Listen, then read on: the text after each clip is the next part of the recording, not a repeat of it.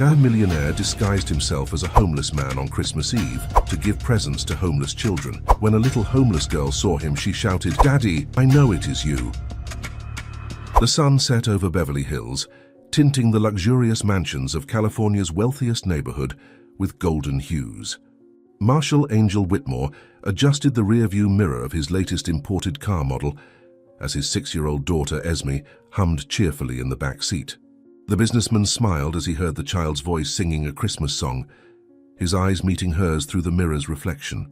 The angelic face of the girl, framed by dark curls, was illuminated with the expectation of the Christmas party that would take place at her school that night. Her little fingers played with the hem of her new red dress, specially chosen for the occasion. "Daddy, do you think Mrs. Guadalupe will like my performance?" Esme asked, her brown eyes shining with anxiety. Marshall adjusted his navy blue tie, thinking about how his daughter had tirelessly rehearsed for the role of an angel in the Christmas play. "My princess, she will love it." "You're the brightest star in the whole school," he replied, feeling his chest swell with pride. Esme's smile lit up the entire car interior, painfully reminding him of his late wife, Carmen, who had passed away during childbirth. Traffic was heavy during that Christmas month, the streets of Beverly Hills congested with luxury cars and hurried people carrying bags of presents. Marshall checked his wristwatch, a rare platinum brand that had cost a small fortune, noting that they still had enough time to make it to the performance. His new wife, Delilah, had decided not to accompany them, claiming a severe headache. He sighed, realizing it was yet another of her countless excuses not to attend Esme's school events. The traffic light turned green, and Marshall gently accelerated as Esme continued her Christmas caroling. Suddenly, an out-of-control truck appeared at the intersection, running the red light at high speed. Time seemed to slow down as Marshall processed the scene. The growing headlights of the truck, Esme's frightened scream, the tires screech against the asphalt as he tried to swerve abruptly. "Daddy!" His daughter's desperate cry was the last thing he registered before the devastating impact. The deafening sound of the collision echoed down the avenue, metal twisting against metal in a macabre symphony. Marshall's vehicle spun violently, rolling over 3 times before dragging across the road in a display of sparks and shattered glass. The silence that followed was even more terrifying than the noise of the accident. Marshall, trapped amid the wreckage, struggled to remain conscious. His entire body ached, but his only concern was Esme. "My princess, Esme," he called out in a hoarse voice, trying to turn and see the now unrecognizable back seat. A crowd began to form around the accident site, alarmed voices speaking rapidly, cell phones recording the scene, while someone shouted for an ambulance. The smell of gasoline and burnt rubber permeated the air, mingling with the metallic scent of blood.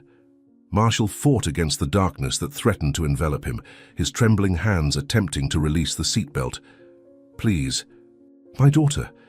Someone, help my daughter," he pleaded, his voice choked with desperation and pain. The sound of approaching sirens sliced through the Mexican night air, red and blue lights dancing across the facades of the luxurious buildings. Paramedics ran towards the wrecked vehicles, their professional voices coordinating the first aid efforts.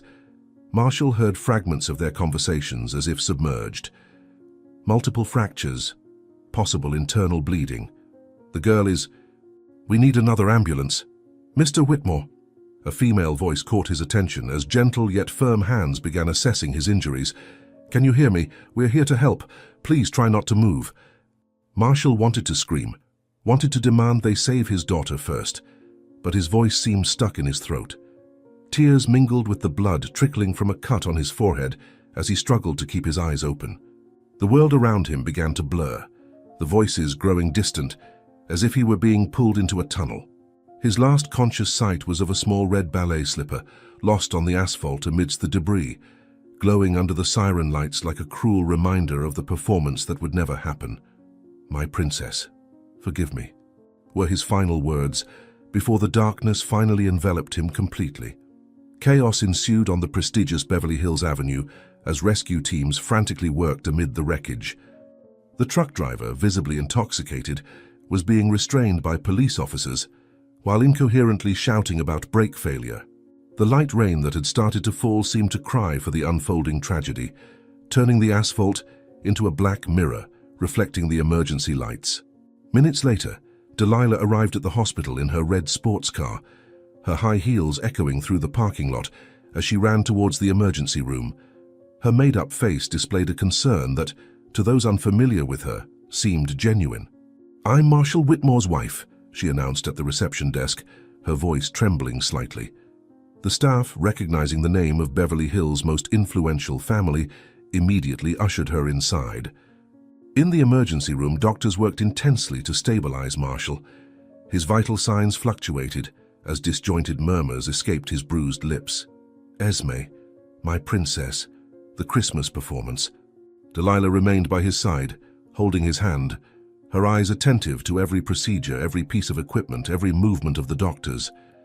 At times her gaze would drift to the hallway, where the medical team rushed with equipment and blood bags. In the other wing of the emergency room, Esme's situation was even more delicate. Her small body, still dressed in the now-stained performance outfit, was bravely struggling. "Blood pressure dropping," alerted a young nurse, her nimble hands adjusting medications and monitors. The red Christmas dress that should have shone under the school stage lights lay torn and stained, a sad testament to what that night should have been. Delilah alternated her time between the room where Marshall was and the hallway leading to the wing where they were treating Esme. With every movement of the doctors, her face showed anxiety. "Doctor, please, they're going to be okay, won't they?" she repeatedly asked, her voice laden with studied emotion. Between one visit and another, she discreetly checked messages on her cell phone, typing quick replies to her mother. The journey to Angeles Hospital in Beverly Hills, the most prestigious in the region, had been marked by moments of extreme tension. In the ambulance transporting Esme, the paramedics worked tirelessly to keep her vital signs stable. The small crucifix she wore around her neck, a gift from her late mother, swayed gently with the movement of the vehicle, reflecting the flashing lights like a beacon of hope in the darkness. At the hospital reception, a team of doctors was already waiting, alerted about the arrival of the very important patients. Dr. Martinez, the chief surgeon, was quickly organizing two distinct teams, one for Marshall and one for Esme. Delilah closely followed every movement, every procedure, every medical decision. Her eyes recorded every detail, while her mind worked on possibilities no one could suspect. In a moment of apparent distraction, Delilah approached the room where the patient's belongings were kept. With trembling fingers, she rummaged through the plastic bag with Esme's clothes. Her eyes sparkled when she found a small gold necklace with a pendant, a family heirloom that Marshall had given his daughter, an inheritance from his late wife. For a moment, she held the jewel between her fingers before carefully storing it in her designer purse. Marshall began to partially regain consciousness during the examinations. His first words were an anguished call. "Esme, where's my daughter?" The nurse tried to calm him down, but he became increasingly agitated. "I need to see my daughter. The Christmas pageant. She was going to be an angel." Delilah quickly approached, caressing his hair. "Calm down, love, she's being well taken care of," she whispered, her melodious voice trying to convey tranquility. In the operating room, a shrill and continuous sound cut through the air. Esme's heart monitor showed a flat line. "Cardiac arrest," shouted a nurse. The medical team immediately began resuscitation maneuvers. Delilah, overhearing the commotion from the hallway, felt a chill run down her spine. Her phone vibrated with a new message from her mother, but for the first time that night she hesitated to reply.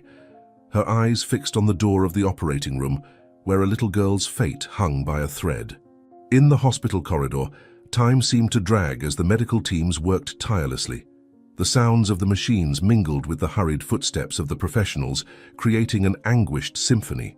Delilah remained seated in the waiting room, her perfectly manicured hands nervously clutching the designer bag where she had stowed Esme's necklace. From time to time, her gaze turned to the hallway leading to the operating room. "Mrs. Whitmore," a young nurse approached with a cup of water. "You need to try to calm down, you're very pale." Delilah accepted the cup with trembling hands, taking small sips while observing the movement of the hospital. Whenever the double doors of the surgical wing opened, her body visibly tensed. Behind her concerned expression, her mind calculated every possible scenario, every possible outcome of that night. In the CT scan room, Marshall continued murmuring his daughter's name between moments of consciousness and unconsciousness. The doctors worked quickly to assess the extent of his injuries, concerned about possible internal injuries. "Esme, my princess, forgive me." His words were a constant lament that broke the medical team's hearts. Delilah, overhearing her husband's murmurs, bit her lower lip, a habit that surfaced whenever she was truly nervous. The chief surgeon emerged from the operating room, his face tense under the surgical mask. Delilah jumped to her feet, her heart racing. "Doctor, how's Esme?" Her voice trembled, and for the first time that night, it wasn't an act. The doctor took a deep breath before responding, carefully choosing his words. "We managed to reverse the cardiac arrest, but the next few hours will be crucial. She lost a lot of blood and—" Before he could finish, a commotion began in the hallway. A nurse was running towards the CT scan room, shouting for help. "Mr. Whitmore is seizing." The doctor immediately turned, running towards the emergency room. Delilah froze for a moment, her face losing all color. Her phone vibrated once more in her purse, but she couldn't find the strength to answer it. In the recovery room, Esme was finally stable, although her condition was still extremely critical. Her small face, bruised from the accident, was partially covered by tubes and machines. An older nurse was lovingly arranging her dark hair on the pillow, murmuring an ancient prayer in Portuguese. The crucifix she wore around her neck had been stored with her other belongings, except for the chain that now rested in her stepmother's purse. Delilah paced back and forth in the hallway, torn between the two wings where her husband and stepdaughter were fighting for their lives. Her phone kept insistently vibrating, but she silenced it, shoving it deep into her purse. The hours dragged on like an eternity. Doctors came and went, bringing updates on the two patients' conditions. Marshall had been stabilized after the seizure, but remained in critical condition. Esme was breathing with the help of machines, her little body fighting to recover from the trauma of the accident. Delilah remained there, a solitary figure in the hospital hallway, her face a mask of concern that was slowly becoming genuine. In the early hours of the morning, when the bustle of the hospital had died down and the silence became almost oppressive, Delilah finally opened her purse and took out her phone. There were dozens of unread messages from her mother, each one more urgent than the last. With shaking fingers, she typed a single message. "We need to wait. Everything has changed." Her gaze turned to the hospital window, where the lights of California shone bright under the dark night. In the recovery room, Esme's heart monitor made a different sound, and a new commotion began in the hallway. Delilah closed her eyes, a solitary tear rolling down her perfectly made-up face, as the sound of yet another ambulance siren echoed in the distance, bringing with it the weight of decisions that now seemed too heavy to bear. 3 weeks had passed since the night of the accident. Beverly Hills' Angeles Hospital maintained its quiet routine, broken only by the soft whirring of the machines monitoring Marshall Whitmore in his private VIP room. Doctors came and went at regular intervals, checking his vital signs, which, though stable, showed no signs that he would soon awaken from his coma. Delilah remained by his side, the picture of a devoted wife, while her mind worked through every detail of what was to come. Next door, Esme played absent-mindedly with a new doll, a gift from one of the nurses. Her injuries were already starting to heal, and color was slowly returning to her face. The red dress from the Christmas pageant had been replaced by a pink hospital pajama set, but her eyes still carried a profound sadness every time she asked about her father. "Auntie," she would call Delilah in her childlike voice, "when is Daddy going to wake up?" Delilah forced a sweet smile, stroking the girl's dark hair.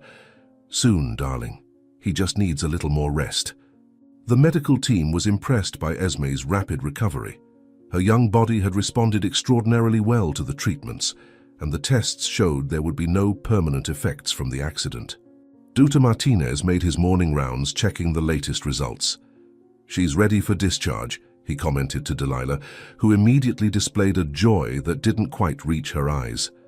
"Wonderful news, Doctor. I can't wait to take her home."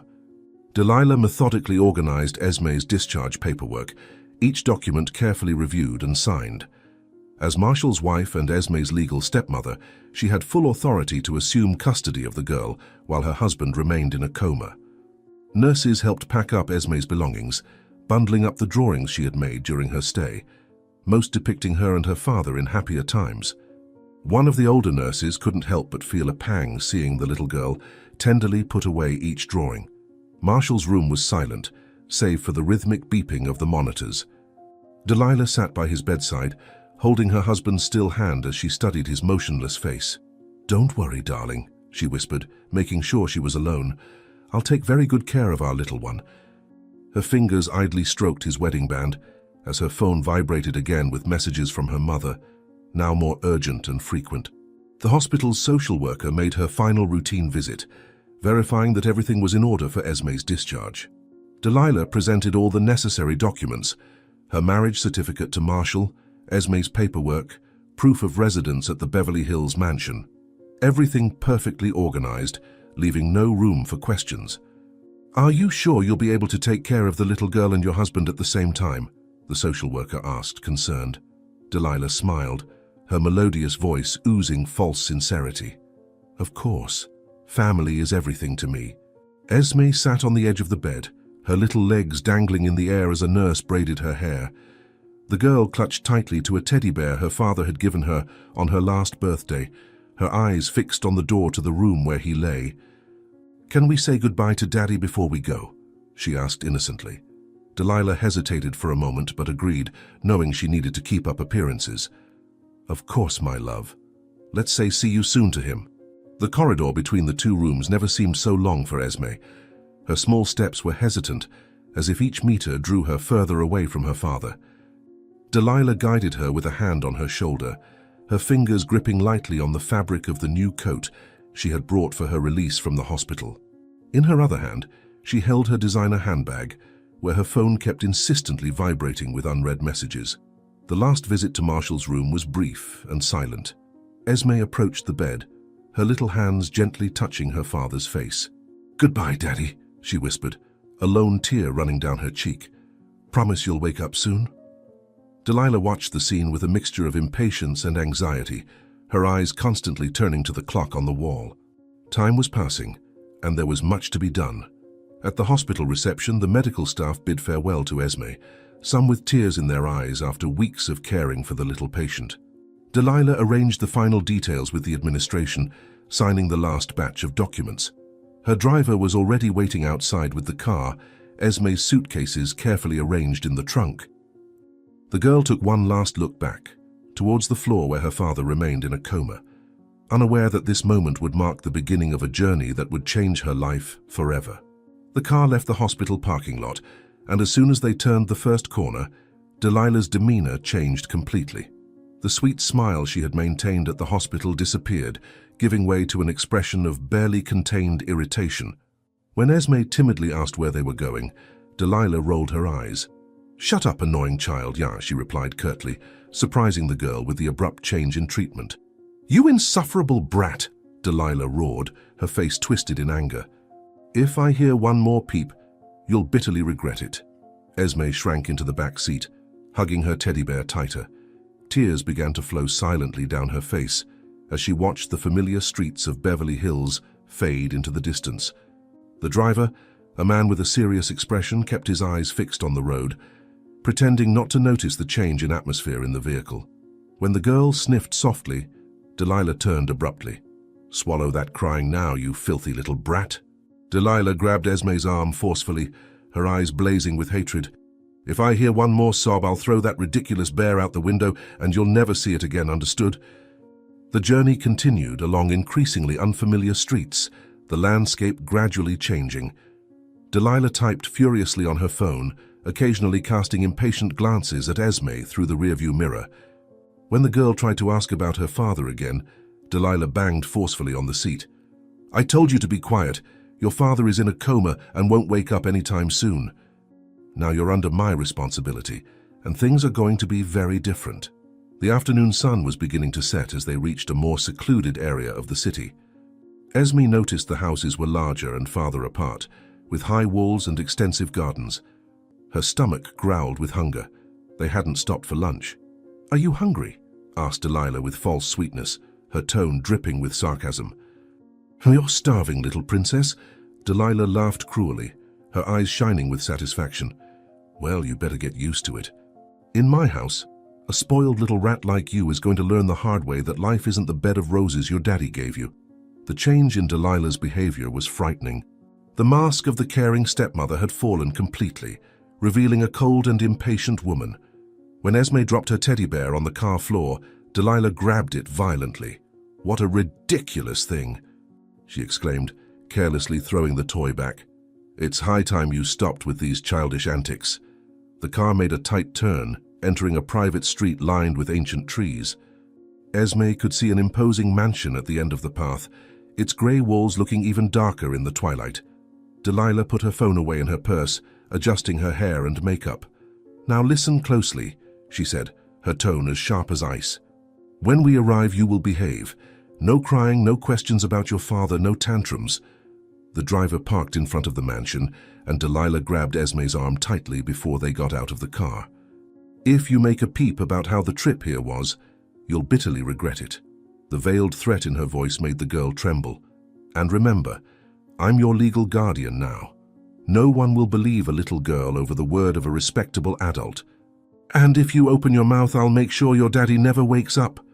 An older woman waited at the mansion's door, an artificial smile identical to the one Delilah used to wear at the hospital plastered on her face.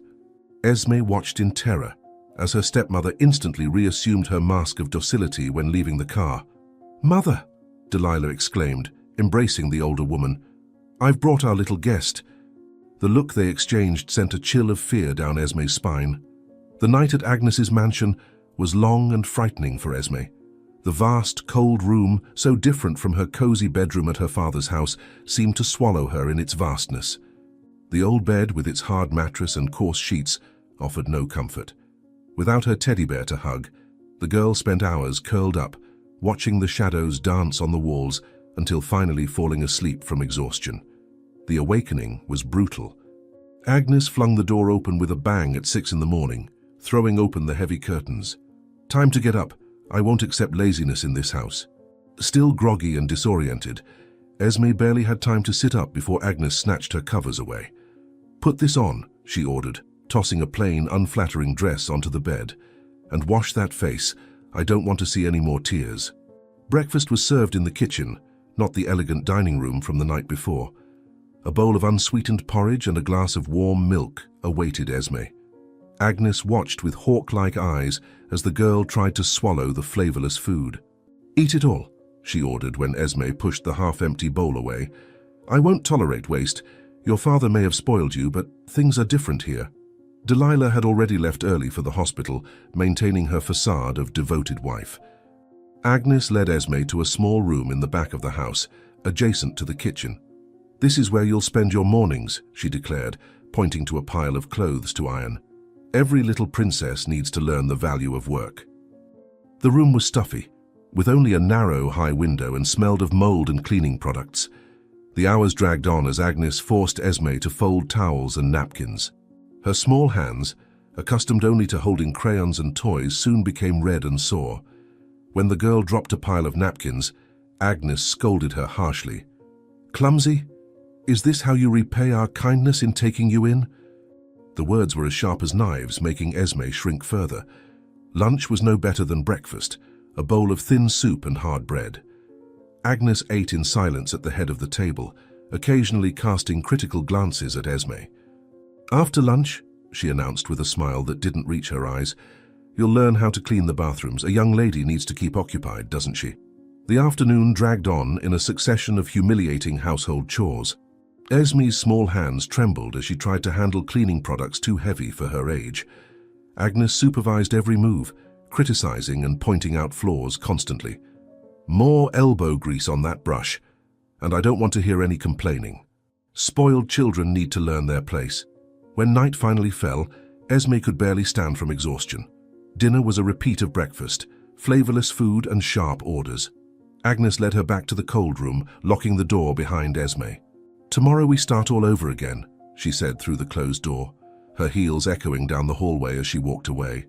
Alone again, Esme curled up on the hard bed, her hands still stinging from the day's labor.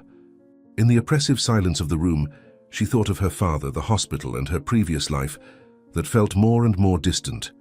The tears she had held back all day finally flowed freely down her face as she whispered into the darkness, "Daddy, please wake up soon." The mansion fell silent, save for the occasional sound of Agnes's heels downstairs and the merciless ticking of the clock, marking the start of a new life Esme could never have imagined. After 2 months in a coma, Marshall Whitmore's fingers twitched slightly on the crisp white hospital sheets. Delilah, who was distracted by her phone, didn't notice the initial movement. It was only when he emitted a hoarse, guttural sound that she jumped from her chair, quickly pocketing the phone and assuming her devoted wife facade. Marshall's eyes opened slowly, disoriented, trying to focus on his surroundings. "Esme," was the first word that escaped his parched lips, his voice almost unrecognizable after so long without use. Delilah immediately pressed the button to call the nurse while holding her husband's hand with false tenderness. Marshall tried to move, but his body, weakened by the long period of inactivity, barely responded to his commands. The confusion in his gaze was evident as he finally managed to focus on Delilah's face. Where is my daughter?" The medical team invaded the room, performing a series of exams and checks. Delilah was forced to step back, but she kept a studied smile on her lips, carefully observing every move of the professionals. Marshall continued calling out for Esme, his voice growing stronger and more desperate with each passing minute. The doctor tried to calm him down, explaining that he needed to remain calm in order not to compromise his recovery. "Please," he pleaded, "I need to see my daughter. Where is she?" Delilah took advantage of the moment when the doctors were checking Marshall's vital signs to approach him again, her perfectly manicured hands tenderly adjusting his hair with calculated affection. "Love, you need to calm down," she whispered in his ear. "So much time has passed. We have so much to discuss. But first, you need to regain your strength." Her words, though sweet, carried a sinister weight that Marshall, in his debilitated state, could not perceive. The following days were a torture for Marshall. Every time he woke up, his first question was about Esme, and each time Delilah diverted the subject with cruel skill. "The doctor said you can't have strong emotions now," she repeated, her honeyed voice hiding a perverse satisfaction at seeing the growing anguish on her husband's face. The nights were punctuated by nightmares where he relived the accident, waking up drenched in sweat, calling out for his little princess. A week passed, and Marshall's physical recovery progressed rapidly, fueled by his determination to become strong enough to find out what had happened to his daughter. Delilah remained by his side constantly, controlling who entered the room, filtering information, keeping him isolated from the outside world. When he insisted on knowing about Esme, she assumed a grave expression. "Marshall, you need to be stronger to talk about that. Please, trust me." The physiotherapy exercises were exhausting, but Marshall pushed himself beyond the limit, determined to regain his strength. Delilah observed his sessions with an almost scientific interest, mentally calculating how much longer she would need to keep him in that state of uncertainty. During a particularly difficult session, when he almost fell while trying to take his first steps, she approached with false concern. "Don't push yourself so hard, love. We have all the time in the world." On the eve of his hospital discharge, Marshall was sitting in the room's armchair observing the city through the window. His thoughts were fixed on the last time he had seen Esme, dressed in red, excited about her Christmas performance. Delilah entered the room carrying some documents, her expression more somber than usual. "Marshall," she began, her voice studiedly choked, "tomorrow you'll be discharged and we need to talk about something very serious." The tension in the room was palpable. Marshall turned to face his wife, his eyes reflecting a deep fear of what was to come. Delilah slowly approached, holding a folder with documents against her chest. "There's something you need to know about Esme," she said, her voice low and controlled. Marshall's heart monitor began beeping faster, reflecting his growing anxiety. "What happened to my daughter, Delilah? For God's sake, tell me." The morning of the hospital discharge dawned grey in Beverly Hills. Delilah insisted on taking Marshall for a walk before going home, claiming he needed fresh air after being confined for so long. The driver dropped them off at a peaceful park, where some children played in the distance. Marshall observed every girl who passed by, his heart tightening as he instinctively searched for his little Esme's face in each one of them. Delilah guided him to a secluded bench, her hands firmly holding the folder of documents she had carried from the hospital. The cold wind ruffled the leaves of the trees, creating a melancholic melody that seemed to foreshadow what was to come. "Marshall," she began, her voice studiedly choked, "do you remember the accident?" He nodded, a lump forming in his throat. The memories of that Christmas night were still fragmented, flashes of lights, sirens, and Esme's red dress. "At the hospital," Delilah continued, slowly opening the folder, "the doctors did everything they could." Her voice failed theatrically, and she took a handkerchief from her purse, dabbing at non-existent tears. Marshall felt his world begin to crumble, his hands trembling as he tried to reach for the documents she held. Delilah pulled out a carefully forged death certificate and handed it to her husband. "Esme. She didn't make it through the injuries. Our little princess, she's gone, Marshall."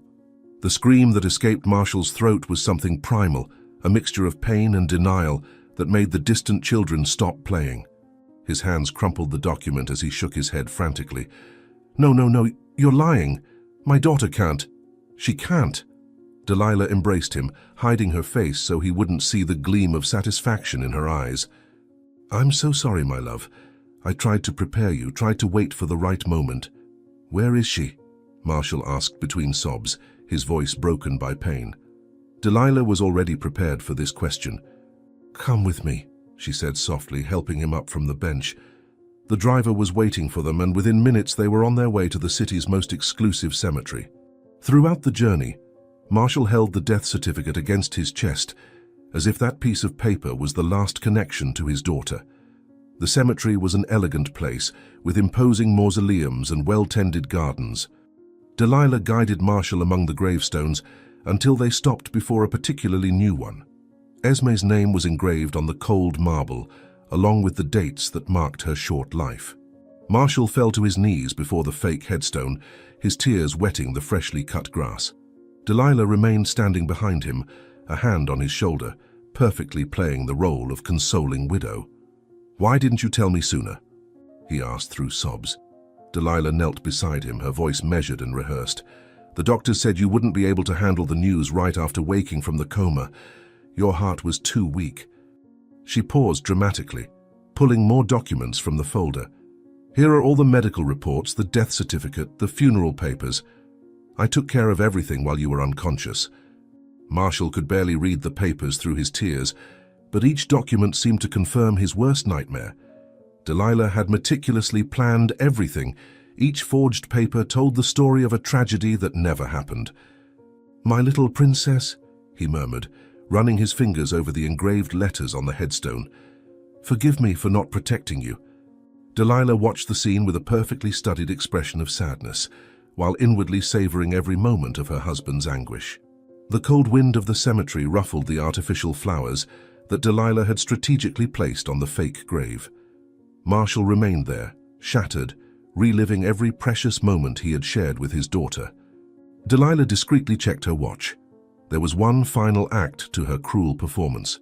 "Honey," she said softly, "there's something Esme left for you, something she made at the hospital before." Her voice failed purposefully as she searched for one more item in her folder of documents. With trembling fingers, Delilah took a crumpled drawing from the folder. It was one of Esme's last school assignments, a colored drawing of her and her father smiling under a bright sun. Marshall took the paper as if it were the most precious thing in the world, his tears falling on the already faded colors. "She made this for you," Delilah lied, her voice laden with false emotion. "She said it was so you wouldn't be sad when you woke up." The return to the Whitmore mansion was marked by a suffocating silence. Marshall kept the drawing close to his chest, his gaze lost through the car window. The city looked different now, darker, emptier, a world without his little princess's laughter. Delilah held his hand, perfectly playing the role of consoling wife, while inwardly savoring how her husband was completely shattered by the lie she had constructed. As they entered the house, Marshall stopped in the middle of the living room, looking around as if he were in a strange place. Everything there screamed Esme's absence, her toys still scattered, waiting for an owner that Delilah knew wouldn't be coming back anytime soon. "I didn't have the heart to change anything," she said, her voice studiedly choked. "I thought you'd like to decide what to do with her things. Marshall stumbled to the nearest armchair, collapsing into it as if his legs could no longer bear the weight of his grief. The days that followed were a blur of suffering for Marshall. He wandered through the house like a ghost, often stopping in Esme's room, touching her belongings with trembling hands. Delilah kept her performance flawless, always nearby, always consoling, while secretly savoring every moment of her husband's agony. At night, Marshall's screams echoed through the mansion, nightmares where he relived the accident, now mixed with the false images Delilah had planted in his mind about his daughter's death. One morning, Marshall found the red dress that Esme would wear at the Christmas recital, still hanging in the closet. His legs faltered, and he fell to his knees, clutching the fabric to his face. Delilah found him like this, and quickly knelt by his side, her comforting hands on his shoulders.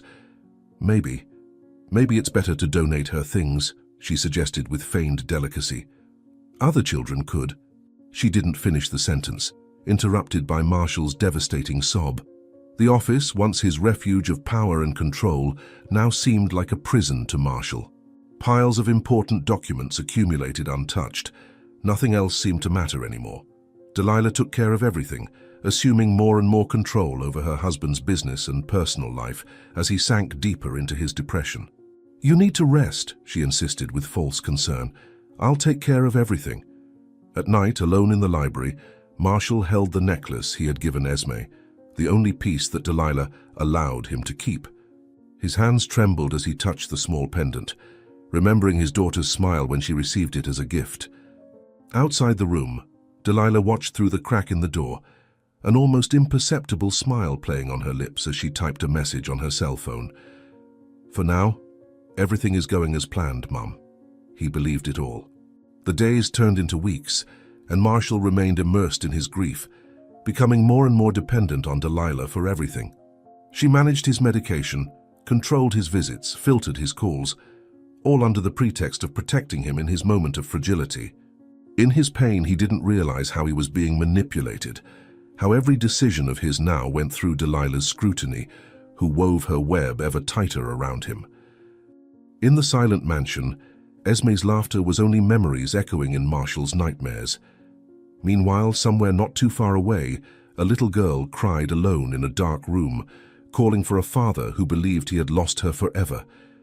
Delilah's plan was not going as expected, but she had not only broken Marshall's body in the accident, but now also his spirit, leaving him vulnerable and completely under her control.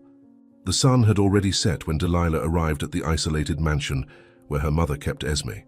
The girl was locked in her upstairs room, but she could hear the sound of her stepmother's heels echoing through the marble hallway.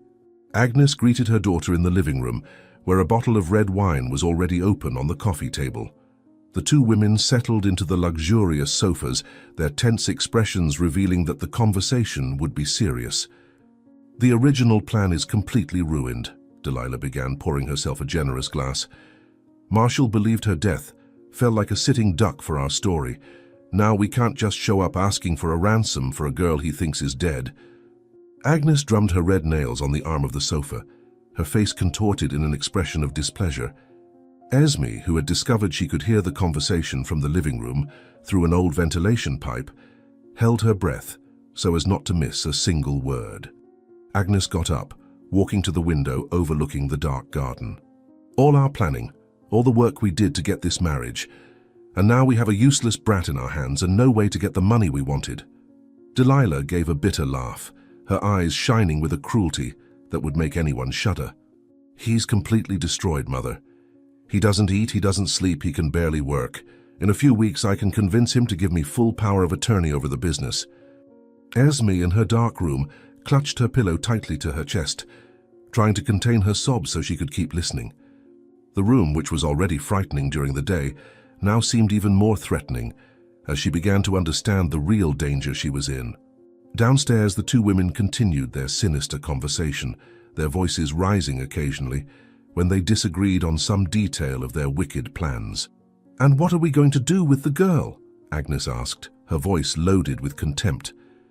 "We can't keep her here forever. It's getting too risky." Delilah emptied her wine glass, a cruel smile forming on her red-painted lips. "I have some contacts down south, people who don't ask too many questions and can take care of this." "Problem?" Esme's heart froze when she heard those words, understanding for the first time that her life was truly in danger. Agnes sat back down, leaning forward with renewed interest. And how long do we have to resolve this situation? Delilah checked her phone, looking at some messages. Marshall is completely in my hands now. Soon I'll have full access to the accounts and the companies. After that, she made a dismissive gesture with her hand, as if brushing off something insignificant. Esme bit her lip hard to keep from screaming, her small hands trembling with fear. The sound of footsteps upstairs made the two women lower their voices. "The brat should be sleeping," Agnes muttered, annoyed. "Tomorrow I'll make her clean the whole house as punishment." Delilah smiled, a wicked gleam in her eyes. "Don't worry, Mom. Soon we won't have to worry about her anymore." Esme recoiled from the vent pipe, her heart beating so hard it felt like it would explode. Agnes poured more wine for both of them, the bottle making an ominous sound as it poured the dark liquid. "And if someone starts asking questions?" "That teacher from her school, for instance, keeps calling for news." Delilah made a dismissive gesture with her hand. "I've already taken care of that. Everyone believes the poor thing died in the accident. I have all the necessary documents to prove it." The smile they shared made Esme tremble from head to toe. The hours dragged on as the two women continued their grim conversation. Esme remained motionless in her room, each word she heard increasing her despair. Her father, whom she loved so dearly and who had always protected her, now believed she was dead. And she, trapped in that house with two women who were planning her demise, felt more alone and scared than ever before. "I need to get out of here," she thought to herself, tears silently streaming down her face. "I need to find a way to escape before they... Minutes later, Delilah rose from the sofa after finishing a call that came from one of the family's lawyers. "Look at this, Mother. What great news. Marshall has already signed a power of attorney giving me control over several accounts. He's so distraught that he barely read what he was signing." Agnes examined the documents with a satisfied smile, while Esme, still clinging to the ventilation pipe, felt her heart tighten as she thought of her father's anguish. "Her lawyer didn't suspect anything?" asked Agnes, leafing through the papers with interest. Delilah let out a cold laugh. "That old fool! He's more worried about Marshall's emotional state than the documents. He thinks I'm being a devoted wife, taking care of everything while he recovers from his grief." Esme clenched her fists tightly, a rage she had never felt before starting to replace the fear in her heart.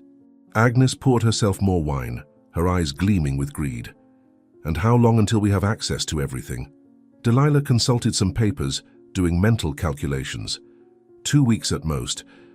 That's the time I need for him to sign over the main companies. After that, she paused, exchanging a significant look with her mother. "After that, we can start getting rid of our little problem upstairs." The floor seemed to spin beneath Esme's feet. She stumbled away from the pipe, trying to control her ragged breathing. In her mind, images of her father signing papers without knowing he was being deceived mingled with the fear of what those cruel women planned to do with her. "Daddy," she whispered to herself, "please wake up. Please come find me. I'm very worried, my daughter. And where are we going to send the brat?" Agnes's voice echoed through the pipe again. Delilah lowered her tone, but Esme could still hear her threatening words. "As I told you, Mother, I have a contact in the south of the country, a very isolated farm that's always in need of child labor." The casual way she spoke about the fate of a 6-year-old made Esme feel nauseous. Agnes seemed pleased with the plan. "And when do you plan to retrieve her?" Delilah consulted her phone again. "As soon as I have the main powers of attorney signed. We can't risk anything going wrong now. Marshall needs to keep believing his little princess is dead and buried in that cemetery." The two women laughed, a sound that made Esme shrink even further into her dark room. The grandfather clock in the living room chimed 10 o'clock, and Agnes stood up to pour more wine. "The only thing that worries me," she said, "is if the girl tries to run away before then. She's been awfully quiet lately." Delilah dismissed the concern with a casual wave. "And where would she go? She's just a stupid child. Besides, the gate is always locked, and the wall is too high." The words of the two women pierced Esme's soul like sharp daggers. Every laugh, every cruel plan they discussed so casually, increased her determination to find a way to escape. She dragged herself to the window of her room, gazing at the tall wall that surrounded the property. It seemed impossible to climb, but she knew she would have to try. Her life depended on it. Delilah began gathering the documents, organizing them carefully in her folder. "I'm going back to the mansion now. Marshall is probably having another one of his nightmares about the accident. It's always good to be around during those moments. Make sure he keeps relying on me for everything." The disdain in her voice when speaking of her father's suffering made Esme feel a mixture of anger and determination she had never experienced before. Agnes walked her daughter to the door, making plans for the next few days. "Keep me updated on every paper he signs," she said, "and don't worry about the brat. I'll make sure she doesn't cause any trouble until she's no longer our responsibility." The sound of their laughter echoed through the house as Esme, in her room, began silently planning her escape. After the sound of Delilah's car faded into the night, Esme remained awake in her room, each minute weighing like hours. The darkness felt suffocating, but she dared not turn on the light. Agnes always grew furious when she caught her awake past curfew.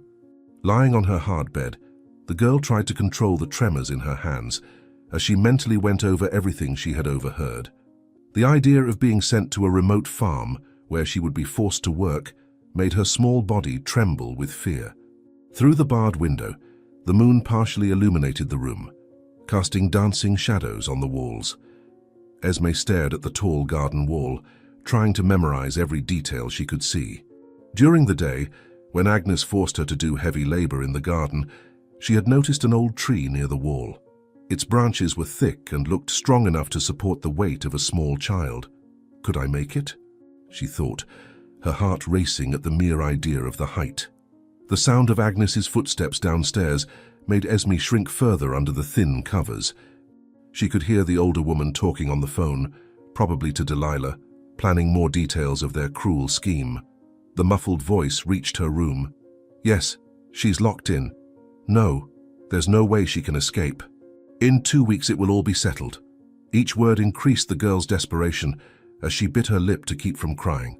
She couldn't let on that she was awake, couldn't let them suspect that she knew everything. Images of her father signing papers, deceived by Delilah, tormented her thoughts. She remembered how he always used to say she was his brave little princess, how he taught her to face her fears. "Daddy," she whispered to herself so low she could barely hear her own voice, "I'll find a way to come back to you, I promise." The tears silently streaming down her face were a mixture of fear and determination. Creaking on the staircase made Esme hold her breath.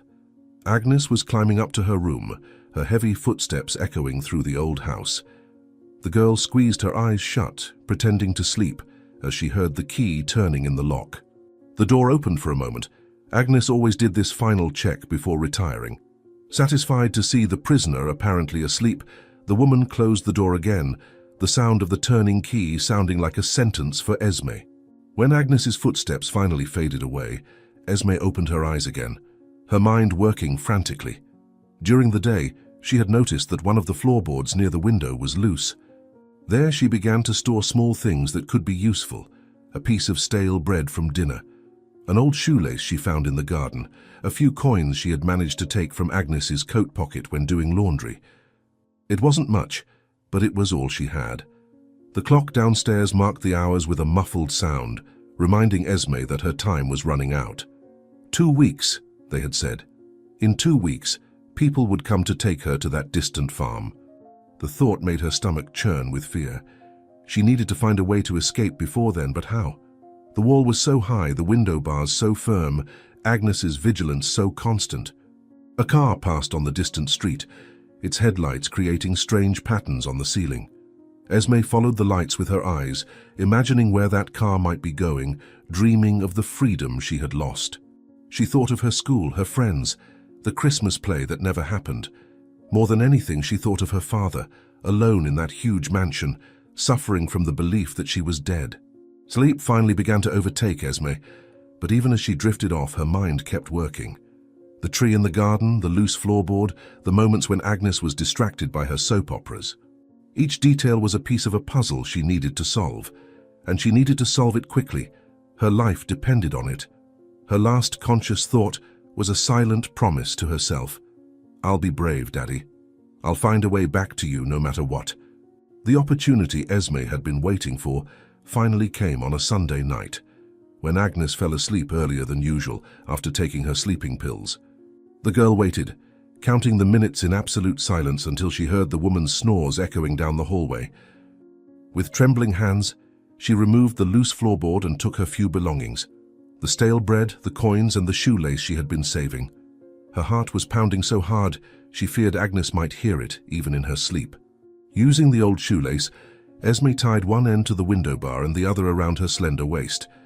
If she fell from the tree, at least she would have something to try and hold on to. Opening the window was the hardest part. She had spent weeks putting cooking oil on the hinges whenever she cleaned the room, but the old metal still creaked slightly. The girl froze for a moment, waiting to see if Agnes had woken up. The night's silence was broken only by the distant snores. The cold night wind stung her face as she finally managed to squeeze through the window. The tree seemed farther away than it looked during the day, and Esme had to stretch as far as she could to reach the nearest branch. Her small fingers gripped the rough wood as she summoned all her courage for the leap. "Be brave," she whispered to herself, remembering her father's words. With a desperate lunge, she propelled herself toward the branch. The impact against the tree nearly knocked the wind out of her, but she managed to cling to the branch with all her might. Descending the tree was a torture. Every move made her body ache, and any snap of a twig made her pause, her heart almost leaping out of her mouth. When she finally reached the last branch, she realized it was still too high from the ground. There was no choice, she had to jump. The dull thud of her fall was cushioned by the grass, but her legs still trembled from the impact. Getting to the wall was the scariest part. There was no moon that night, and the darkness of the garden seemed to swallow her. Every shadow could be Agnes awake, every noise could be someone discovering her. Esme used the vines covering the wall as support, her small hands bleeding as she forced herself to climb. The top of the wall seemed to get further away with every attempt, but she couldn't give up, not now that she was so close to freedom. When she finally reached the top of the wall, Esme looked down and felt her stomach turn. On the other side, the street seemed impossibly distant. A fall from that height could be fatal. For a moment, she thought about going back, but the memory of the conversation she'd overheard between Delilah and Agnes made her continue. Better to die trying to escape than to be taken to that farm, she thought, gathering her last strength to begin the descent. The fall on the other side of the wall was more painful. Esme felt her ankle twist when she hit the ground, and she had to bite her lip hard not to scream in pain. She was free, but now came the hardest part. Where to go? She had never been in that part of the city before, and all the streets looked the same in the darkness. She chose a random direction and began to limp, trying to get as far away as possible before Agnes discovered her escape. The empty streets echoed with her lone steps as she dragged herself away from the mansion. Every car that passed made her hide in the shadows, fearing it was Delilah or Agnes looking for her. Her ankle throbbed with every step, and the cold of the early morning began to penetrate her thin clothes. "Please, Daddy," she whispered through tears, "help me find you." The sky was beginning to lighten when Esme finally reached a more lively area of the city. Her feet were hurting so much, and she could barely keep walking. A few early risers were already circulating through the streets, but no one seemed to notice the dirty, injured girl dragging herself along the sidewalk. She approached a woman who was setting up the tables at her cafe, gathering the courage to ask for help. "Please, ma'am, I'm hungry." The woman looked at her with disdain. "Get out of here, you beggar. You'll scare away my customers." Esme shrank from the harsh words, tears streaming down her dirty face. She wasn't used to this kind of treatment. In her former life, everyone treated her like a little princess. Now dirty and ragged, she was just another street kid in people's eyes. Tired and starving, she hid in a dark alley, shivering with cold and fear. "How will I find my dad like this?" she thought, hugging her knees to her chest as the sun rose over the city that now seemed bigger and scarier than ever. The morning sun brought no comfort to Esme. Her stomach ached with hunger. The hard piece of bread she'd brought was gone hours ago. With the few coins she'd managed to save, she tried to buy something at a bakery. The clerk chased her out before she could even show the money. "Get out of here. We don't want beggars scaring the customers first thing in the morning." People on the sidewalk averted their eyes from her as if she were invisible, some even crossing the street to avoid passing near her. An elegantly dressed woman exited a restaurant carrying a bag of leftovers. Esme approached her timidly, her dirty clothes contrasting with the lady's fine attire. "Please, I haven't eaten anything since yesterday." The woman clutched her purse closer to her body, as if Esme were a petty criminal. "Get away from me, you filthy thing. You must be riddled with diseases." The restaurant's security guard came running, threatening to call the police if she didn't disappear from there immediately. The smell of food wafting from the restaurants was a constant torture. Esme wandered the streets, her legs growing weaker with every step. When she tried to drink water from a public fountain, a man shoved her away. "That's not for you lot. Go drink water somewhere else, you brat." She nearly fell to the ground in shock. Tears mingled with the dirt on her face as she dragged herself away. A group of children exited a private school, carrying expensive lunchboxes and backpacks. Esme recognized the uniform. It was similar to the one she used to wear in her former life. One of the girls noticed her and pointed, laughing. "You, look at that. How can anyone live like that?" The other children joined in the mockery, some even pretending to vomit as they passed by her. The waiting parents shot looks of disdain, as if her mere presence could contaminate their perfectly clean children. The afternoon sun was relentless, and Esme sought shelter under an awning. The store owner came out furious, throwing a bucket of water at the spot where she was sitting. "Go sleep somewhere else. This isn't a shelter." Drenched and shivering, she stumbled along the sidewalk, people parting to make way for her as if she carried some contagious disease. One woman even pulled her granddaughter away, whispering loud enough for Esme to hear. "Don't look at that girl, sweetie. She must be a little junkie." Desperate for food, Esme approached a fruit stand. The vendor was distracted with other customers, and she thought about taking just one apple. Before she could reach for the fruit, she felt a strong hand grab her arm. "Ah, you little thief. Thought I didn't see you?" The man shook a rag at her to shoo her away like an animal, drawing the attention of passers-by. "I'm calling the police. You'll learn that a place for tramps is in jail." As night fell, the cold began to seep through her still damp clothes. Esme found an old cardboard box in an alley and tried to take shelter, but was kicked out by other homeless people. "This spot is ours, you brat. Go find your corner somewhere else." She limped away, her sprained ankle throbbing more and more. The lights from restaurants and shops cast eerie shadows, and every passerby seemed like a potential threat. Exhaustion was starting to overcome Esme when she finally found a place to hide. A gap between two buildings, partially covered by an old tarp. Her stomach growled painfully, and the thirst was almost unbearable. The few coins she had brought were useless. No one wanted to accept money from the dirty hands of a street kid. "Daddy," she whispered in the dark, "how will I find you like this? No one even wants to look at me." A police siren sounded nearby, making Esme cower further into her hiding spot. She couldn't be found. If the police caught her, they would surely send her back to Delilah and Agnes.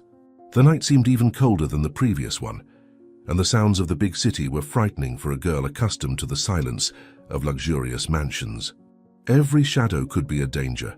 Every footstep on the sidewalk could be someone coming to hurt her. "Someone, please," she silently begged. "Someone has to believe me." The night in the city was different from anything Esme had ever experienced. The gap between the buildings where she had hidden offered no protection from the icy wind that sliced through her thin clothes. Strange sounds echoed down the street, loud laughter from drunks, distant fights, barking dogs, occasional sirens. Each noise made her cower further, imagining it could be Agnes or Delilah searching for her. Her body shivered uncontrollably, both from cold and fear. A group of teenagers passed by on the street, laughing loudly and kicking empty cans. One of them noticed the movement in the dark gap where Esme was hiding. "Hey, there's someone over there." They approached, cell phone flashlights pointed in her direction.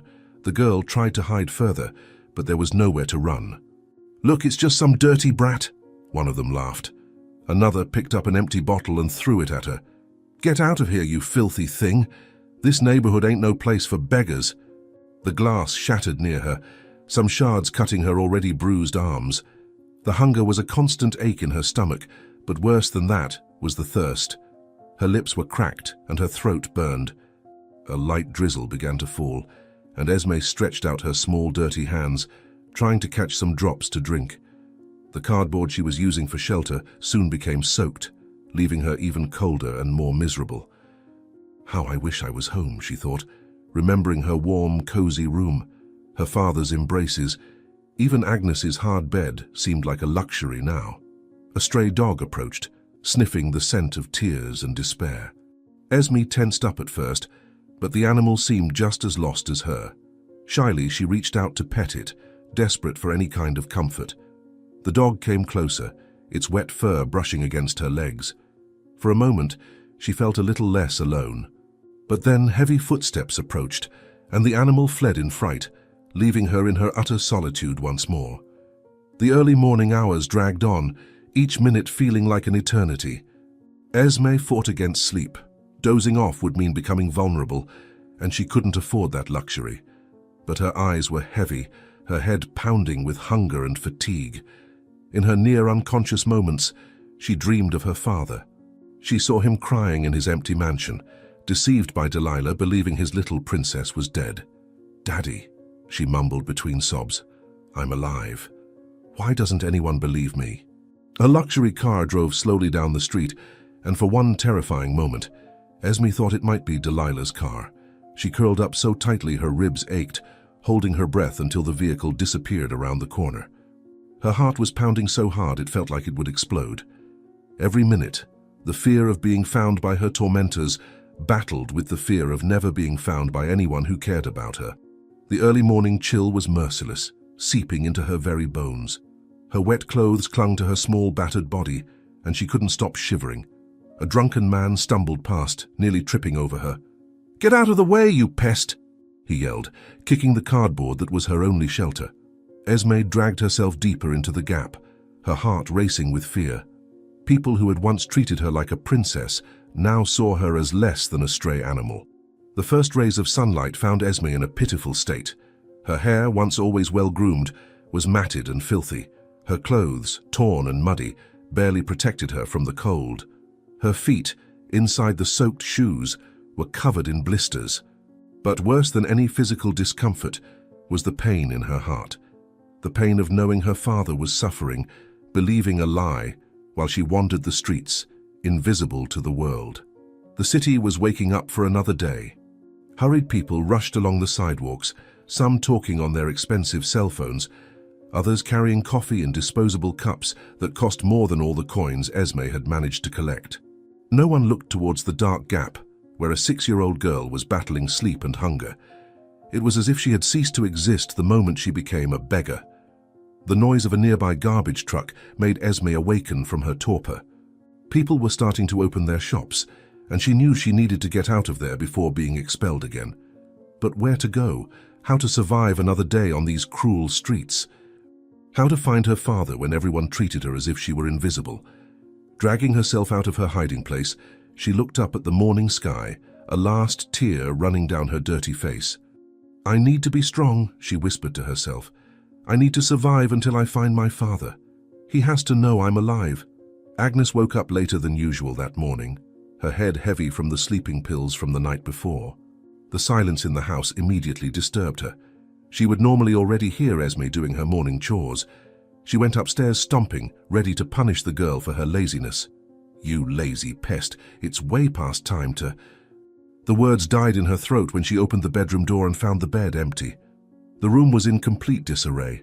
The open window letting in the cold morning wind, the curtains swaying like ghosts. Agnes ran to the window, her eyes widening as she saw the shoelace still tied to the grate. No, no, no. Her hands were shaking as she picked up her phone to call Delilah. On the other end of the line, her daughter was still asleep, unaware of the unfolding disaster. "Delilah, the brat ran away. That damn girl managed to escape." Delilah arrived at the mansion in record time, her car screeching into the driveway. Her normally composed face was twisted in anger and fear. The two women frantically searched the room, looking for clues. Agnes found the loose floorboard, revealing Esme's tiny hiding place. "Look at that! The little pest was planning this!" she screamed, kicking the wood angrily. Delilah examined the window bars, noticing the oil on the hinges. That clever little rat! She must have spent weeks preparing this. Panic was starting to take over the two women. Agnes paced back and forth, pulling her hair. If she's found, if someone recognizes her... Delilah cut her off with a slap on the table. Shut up, Mother. We need to think. But her own face betrayed the fear she felt. Her entire careful plan could unravel if Esme was found and told her story. How long has it been since you last saw her? She asked, trying to stay calm. Agnes struggled to remember through the fog of sleeping pills. Last night. No, dinner time. I gave her food and locked her room as usual. Delilah examined the window again, mentally calculating. So she has several hours head start. She could be anywhere in the city by now. The thought made both women pale. A 6-year-old child alone on the streets, carrying a secret that could destroy them. The sound of a passing car made them both run to the window. Every vehicle could be the police. Every person on the sidewalk could have seen Esme. Delilah grabbed her phone, quickly dialing. I need to get some contacts looking for her, but it has to be discreet. No one can know who she is. Agnes continued pacing, muttering non-stop. What if she's already found someone? What if she's already told them everything? We'll be arrested, Delilah. Delilah grabbed her mother's arms firmly, shaking her. Get a hold of yourself. That brat is alone on the streets, dirty and scared. No one is going to believe some little urchin. But even as she said it, her own heart pounded with fear. All her plans, all the money she was about to get from Marshall, it all depended on finding Esme before it was too late. Delilah's first contact started returning her calls. She organized a silent search through the city, promising generous rewards for anyone who found the girl. Agnes finally managed to calm down enough to think clearly. And Marshall? What are you going to tell him if he asks why you're not at the mansion today? Delilah gave a cold smile. Don't worry about him. He's so devastated thinking his daughter is dead that he hardly notices when I'm gone. The two women went downstairs to the kitchen, needing to plan their next steps. Agnes brewed strong coffee while Delilah spread a map of the city across the table. She can't have gone far, she muttered, marking areas for her contacts to search. A little kid alone with no money. She must be in some alley nearby, but her voice betrayed the uncertainty she felt. Deep down, she knew that every minute that passed was one more minute for Esme to get further away, to possibly find someone who would believe her story. Agnes set 2 steaming mugs of coffee on the table with shaking hands. What if she manages to get to Marshall? If she tells him she's alive? Delilah looked up from the map, her face a mask of cruel determination. She won't. We're going to find that little pest before that, even if we have to turn over every alley in this city. And when we do, her voice lowered to a threatening whisper, she'll wish she never tried to run away. At the Whitmore mansion, Marshall spent another day consumed by his grief. The empty hallways echoed with memories of Esme, every corner of the house holding souvenirs that now tortured him. Sitting in his study, he stared at a pile of his daughter's toys and clothes that he still couldn't bear to donate. The thought of other children using his little princess's things always made him put off that decision. But that morning, something different began to stir in his devastated heart. "Sir, I've brought your breakfast tray," said the housekeeper, setting the untouched meal beside several others. Marshall barely ate since learning of Esme's death, his red, sleepless eyes fixed on the toys. How many children on the streets never got a Christmas present, he thought, remembering how privileged his daughter had always been. An idea started forming in his mind. Perhaps he could honor Esme's memory by doing something meaningful. The decision to go in disguise came naturally. Marshall didn't want media attention, didn't want his charitable acts becoming headlines about the kind millionaire. He just wanted to feel like he was doing something his daughter would approve of, something that could give the smallest sense of purpose to his empty days. In his closet, he ignored the expensive suits and began gathering old worn clothes he wore on his rare trips to the country. His hands trembled as he applied a fake beard and makeup to conceal his recognizable features. In the mirror, an unrecognizable man stared back at him, someone who could blend in among the less fortunate. "Is this what you would have wanted, Princess?" he murmured to the reflection, imagining the proud smile Esme would have given at seeing him help other children. The ache in his chest was still unbearable, but now he had a purpose, however small. The driver, the only staff member who knew of his plan, loaded the back of a nondescript van with the donations. Marshall had carefully selected each item: warm clothes, toys in good condition, blankets, and even some non-perishable foods. "Where to first, sir?" the driver asked. Marshall gazed out the window at the overcast sky. "To the places no one else goes, where people need the most help." While the van drove through the poorer streets of the city, Marshall felt his heart tighten. Every child he saw reminded him of Esme. Every dirty and hungry little face made him think of how blessed his daughter had been with so much. "Stop here," he ordered the driver when he spotted a group of homeless people sheltering under a marquee. His legs trembled as he got out of the car. It was the first time he had really left home since learning of his princess's death. With hesitant steps, Marshall began distributing the first gifts. The expressions of surprise and gratitude on the people's faces moved him, but he kept his head down, hiding the tears that stubbornly threatened to fall. An elderly lady held his hands as she received a warm blanket. "God bless you, my son. Few still look out for us." Marshall merely nodded, his throat too tight to respond. At each stop, with each gift delivered, Marshall felt a small spark of life return to his devastated heart. It wasn't happiness. He doubted he could feel that again without his daughter. But it was a purpose. Something to keep him functioning, to prevent him from completely losing himself in his grief. "You would be proud, my princess," he thought, as he watched a child joyfully hug a teddy bear very similar to the one Esme had loved so much. The van continued its way through the city, stopping in alleys and underpasses, where the most needy took shelter. Marshall mechanically distributed the gifts, but every smile he received in return was like a small bandage on his shattered heart. "You are an angel, sir," said a mother as she received warm clothes for her children. Marshall shook his head, his voice hoarse with emotion. "No, just someone trying to honor the memory of an angel I lost." The sun was beginning to set as the van arrived at a square where several homeless people were sheltering. Marshall had already distributed most of the gifts, but there were still some dolls and warm clothes left in the trunk. His disguise was perfect. No one could imagine that this humble-looking, scruffy-bearded man was one of the wealthiest businessmen in the United States. As he approached the group, he noticed several children playing near a broken bench. The cold afternoon wind ruffled the leaves of the trees as Marshall began distributing the last gifts. For each child, he tried to choose something special, something that could bring a little joy to their difficult lives. A girl received a red coat and smiled, making his heart clench. It was the same color Esme had worn on the night of the accident. He had to turn away for a moment, disguising the tears that threatened to fall. People crowded around him, grateful for the unexpected gifts. Marshall kept his head down, avoiding looking directly at their faces. Every child he saw made his pain seem even more unbearable. In his hands, he held the last doll he had brought. It was a simple rag doll, but it had been one of Esme's favorites when she was younger.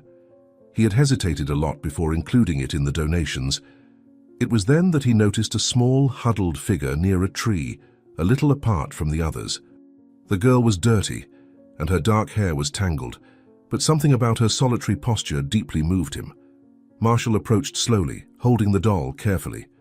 The child kept her face down, hugging her knees to her chest as if trying to protect herself from the world. "Hey, little one," he called softly, his voice choked with the day's emotion. "I have a gift for you." He knelt in front of the girl, extending the doll towards her. The setting sun cast long shadows across the square, and the wind carried dried leaves around them. For a moment, everything seemed to fall silent. The girl raised her face slowly, and her eyes met Marshall's. There was something familiar in that gaze, something that made his heart stop for a second. Before he could process what he was feeling, the child's voice cut through the air like a whisper that would change everything. "Daddy, I know it's you." The world seemed to freeze at that moment. Marshall stood paralyzed, the doll trembling in his hands as his brain tried to process what was happening. The girl's eyes, those eyes he knew so well, stared back at him through the dirt and weariness. "Va Esme?" His voice came out as a strangled whisper, the disguise of his fake beard brushing against his trembling face. "My princess, is that you?" Esme threw herself into her father's arms with such force that they nearly fell. Marshall held her as if his life depended on it, feeling his daughter's small, frail body sob against his chest. His tears began to smear the disguise makeup, but he no longer cared. "You're alive," he repeated through sobs, his hands shaking as he stroked his daughter's tangled hair. "Oh God, you're alive." The driver, sensing the situation, quickly pulled the van closer to shield them from prying eyes.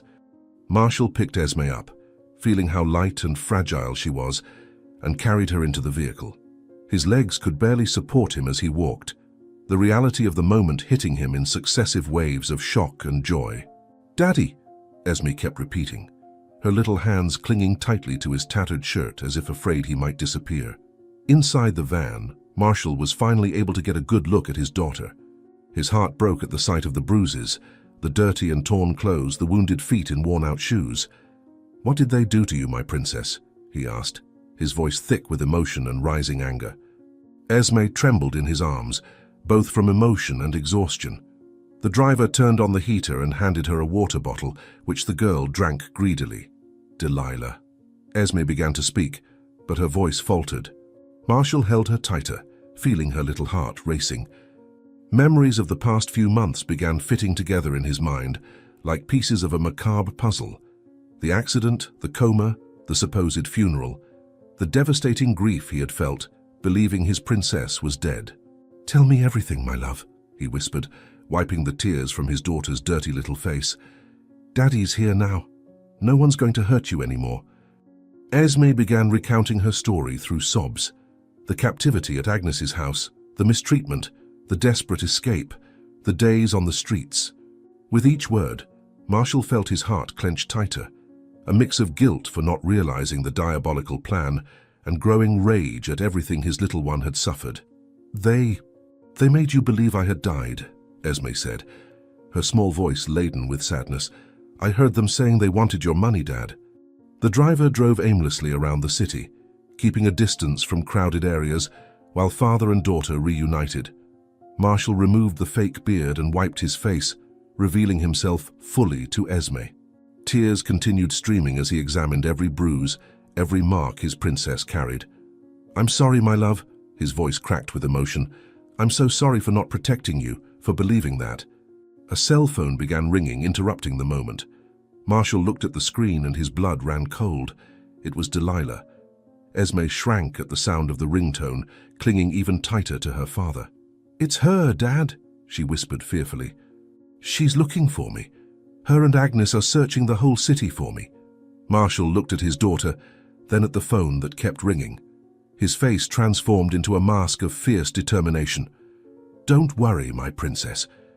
Now it's our turn to make them pay for everything." Marshall took a deep breath, trying to control the tremor in his voice before answering the phone. Esme huddled on the van's seat, her wide eyes fixed on the device in terror. "Hi, honey."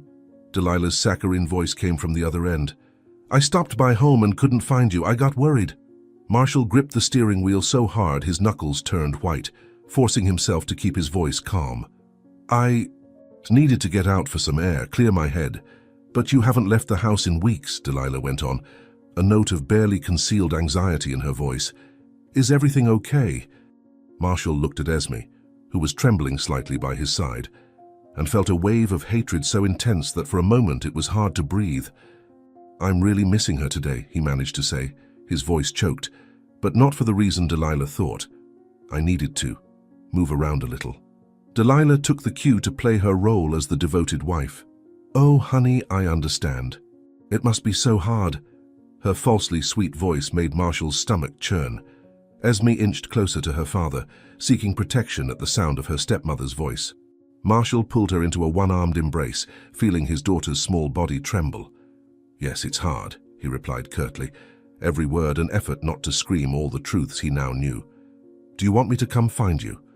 Delilah asked, and Marshall could imagine her fake smile on the other end of the line. "We can visit her grave together." Upon hearing this, Esme stifled a sob, and Marshall had to cover the phone for a moment so Delilah wouldn't hear. The mention of the fake grave, now knowing the whole truth, made his blood boil. "No," he responded too quickly, then softened his tone. "No, I need this moment alone." The conversation continued for a few agonizing minutes, with Delilah distilling false words of comfort, while Marshall struggled to keep his voice steady. Each "my love" of hers felt like a stab. Each mention of Esme's death was like poison in his ears. The driver continued driving around the city, keeping distance from the areas Delilah used to frequent. "I'll be back home later," Marshall finally managed to say. I need to think a little." "Of course, love," Delilah replied, her voice now betraying a hint of relief. "Just don't take too long, okay? You know how worried I get." Marshall looked at Esme, at the bruises on her arms, at her dirty and torn clothes, at the fear still present in her eyes. Delilah's concern was as fake as the empty grave in the cemetery. "Don't worry," he replied, his voice as cold as ice. "I'll be home when you least expect it." After hanging up, Marshall threw the phone onto the seat with violence, finally allowing all his rage to surface. His hands were shaking, no longer from emotion, but from a fury he had never felt before. All the grief, all the pain he had felt over the past months was turning into an overwhelming hatred. Esme, frightened by her father's outburst, gently touched his arm. "Daddy?" Marshall turned to her, forcing himself to soften his expression. "I'm sorry, Princess, it's just that—" His voice faltered. "That woman," Marshall finally managed to say, each word laced with venom, "will pay for every tear you've shed. Her and her mother will bitterly regret the day they planned to hurt us." Esme snuggled closer to him, seeking the warmth and protection she had missed so much. The driver, who was watching everything through the rearview mirror, discreetly asked, "Where to now, sir?" Marshall looked at his daughter, then at the city skyline. His face transformed into a mask of fierce determination. "To a safe place. I have some important phone calls to make." The van parked at a discreet hotel on the outskirts of the city. Marshall watched Esme sleeping on the back seat, exhausted after everything she had been through. Every soft breath from his daughter, every mark on her bruised little face, fueled a growing storm in his heart. Delilah's last sweet and false words still echoed in his ears, turning into bile in his mouth. Months of mourning, endless nights crying over the loss of his princess, all based on a cruel and calculated lie. Memories began to invade his mind like painful flashes. Delilah comforting him during the fake funeral, pretending to cry as she threw dirt on the empty coffin, bringing him sleeping pills when nightmares kept him awake. Every moment of false comfort, every word of false compassion had been part of a diabolical plan. His hands clenched into fists so tight that his nails cut his palms, but he barely felt the physical pain. It was nothing compared to the agony now turning into a cold fury. His daughter's face told a story of suffering he could barely stand to look at. The sunken eyes of someone who had gone hungry, the purple bruises on her small arms, the fear still present even in sleep. Esme stirred restlessly, murmuring in her dreams, and Marshall had to hold back a sob of rage. His princess, his only daughter, had been kept captive, forced to work like a slave, then abandoned on the streets, all while he cried in front of an empty grave. The signatures he had given Delilah in the past few days, the documents he had barely read through his tears, it all made sense now. Each of her smiles hid a venomous snake. Each gesture of affection masked a criminal mind. Marshall could feel the bile rising in his throat as he remembered how she had manipulated him in his most vulnerable moments, using his grief as a weapon against himself. The mourning that had consumed him was turning into something darker, more powerful. The last few months had passed like a movie in his mind. The sleepless nights, the days lost in the darkness of depression, the unbearable emptiness he had felt believing his daughter was dead. All that suffering had been orchestrated, every moment of despair carefully planned by Delilah and her mother. The love he had once felt for her, had it ever been real, now transformed into a hatred so deep it physically hurt. Esme stirred again in her sleep, a small moan escaping her lips. Marshall moved closer, adjusting the blanket over her, and noticed the rope marks on her wrists, evidence of how she had been tied up during her escape. Something inside him snapped like breaking ice. The pain that had paralyzed him for months now crystallized into icy determination. His tears dried up, replaced by a cold fire in his eyes. The sun was beginning to set, casting orange shadows through the van's windows. Marshall watched the horizon, his face a stone mask. Every moment of weakness he had shown in the last few months had been used against him. Every tear he had shed had been a source of satisfaction for those cruel women. The anger grew inside him like a dark wave, washing everything else away. In her sleep, Esme whispered, "Daddy," her little hand instinctively reaching for his. Marshall entwined his fingers with hers, feeling how calloused they were from forced labor. Each callus was a testament to Delilah and Agnes's cruelty. Each mark on her skin, a silent accusation against those who should have cared for her. The hatred pulsed through his veins like an icy poison. The driver returned with some clean clothes and food for Esme. Marshall eyed the items with hard eyes. His daughter, heir to one of America's greatest fortunes, reduced to needing basic handouts. The transformation within him was complete. The man broken by grief was dead, replaced by someone driven by calculated, cold fury. Delilah had stolen months of his life, months of his daughter's life, and every second would be repaid. The phone vibrated again. Another message from Delilah asking when he would be coming home. Marshall looked at the screen with a smile that didn't reach his eyes. The woman who had destroyed his life, who had tortured his daughter, still believed she had control over him. She didn't yet know her own trap had closed, that her charade had come to an end. The last ray of sunlight disappeared over the horizon, leaving only darkness. A darkness that perfectly reflected what now inhabited Marshall's heart. The Whitmore mansion's clock struck 9 p.m. as Marshall's car passed through the gates. Delilah was in the living room, pacing nervously back and forth, her cell phone in hand, still trying to locate Esme. The sound of the engine made her run to the window. Finally, her husband was back. She rehearsed her best worried wife smile, ready for another of her dedicated spouse performances. The front door burst open violently, causing Delilah to instinctively take a step back.